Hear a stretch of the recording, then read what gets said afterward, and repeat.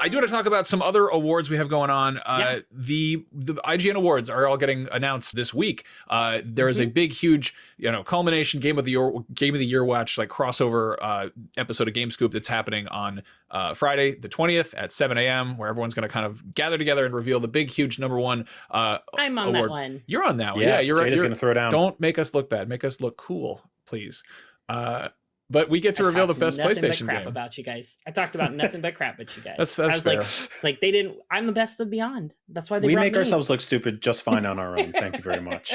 I mean, as we're going to get into with your PlayStation wrap, like you run circles around everybody with how many games you play. So I think you're a very fair representative on that front. But let's talk about the best PS5 game. The PlayStation had a really good year despite Sony its best efforts, I guess. I mean, Sony was like, here's Helldivers, well, I'll see how that does. And then they put a bunch of stuff on PC and implemented bad PSN login policies that everyone got mad at. And then they put out Concord and they took Concord back in. But meanwhile, a bunch of killer games came to the PlayStation, in some cases exclusively. So I'll run through the nominees here. Then it probably won't surprise anybody. Final Fantasy VII, Rebirth, Helldivers 2, Stellar Blade, Silent Hill 2, Black Myth Wukong, and Astro Bot.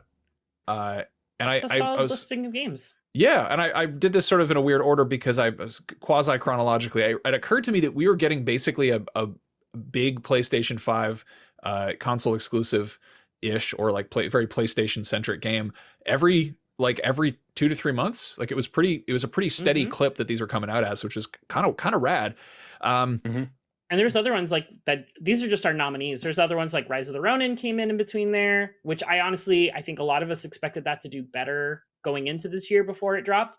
It's still a good game, but just wasn't at the level of the other ones that we mentioned. Agreed. I played it a lot. I just, you and I were talking about that game a lot earlier this year, but like when it came time to think about my favorite games this year, it just didn't crack. I jumped back into it because it's on my platinum sprint, which I'll talk about in a little bit after when I would talk about Wrapped, but I found myself caring about it less and less the more I played it. So, not a good thing as you're drawing near the conclusion that you're liking it less and less. So it's totally solid. Like, and it does a lot of really yeah. cool stuff, but I don't think it's like exceptional in any specific category.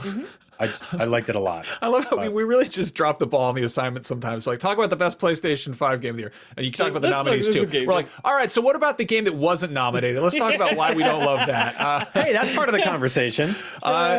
Let's talk about these nominees, Max. Okay, I'm curious, each of your personal pick for this. Like, what is your favorite from this list? Jada, I'll start with you. From this list, it's Final Fantasy VII Rebirth. Okay. I absolutely love Final Fantasy. That's no surprise to anybody on this panel or our listeners.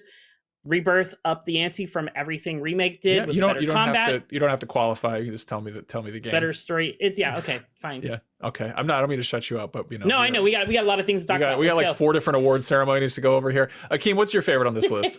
The one that has the most compelling story, and that's Silent Hill 2. Okay. Yeah. Right on. Brian, what about you? It's Astro Bot. Yeah. That's also that's the most PlayStation game this year. Yeah. That's like actually there's literally a PlayStation in it. Yeah, it takes place in a PlayStation. That's pretty cool. That's also I think my favorite, and that's also a lot of people's favorite, which is what made it the PS5 Game of the Year, PlayStation Game of the Year for IGN. And this was voted across the entire company.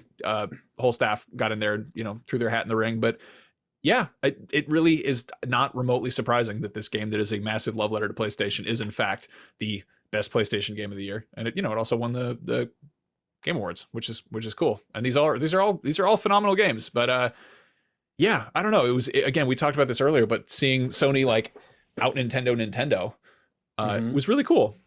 Also, it's one of my favorite things is when the French guy was on stage accepting the war, and he said like, I want to give a shout out to all the Asobis back in France, but it sounded like SOBs, and I was just like, oh no. Shout out to all my sons of bitches out in France.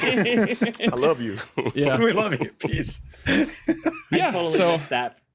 Now this I've said it before. I've said it on every episode since I played this game. I love this game. It's also like this is the sequel to a game that was a pack-in on your PS5 that not enough of you played.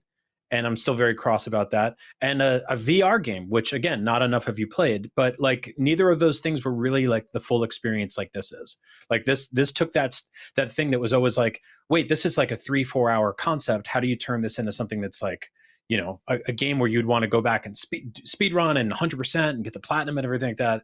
And they nailed it. So yeah, make more of these games forever, because they rule. They're great. And they keep releasing new content. Speed runs, the Christmas levels just came out. Yeah. Just a quick little PSA. Anybody who didn't catch it, there is a Winter Wonder level that dropped like last week, and it's free and it's in there. Which is really fun. I know. I love that they just were like, "Hey, surprise!" And they were also like, "Hey, sorry about those really challenging speedrun levels. This one's for everybody, even if you suck at the game."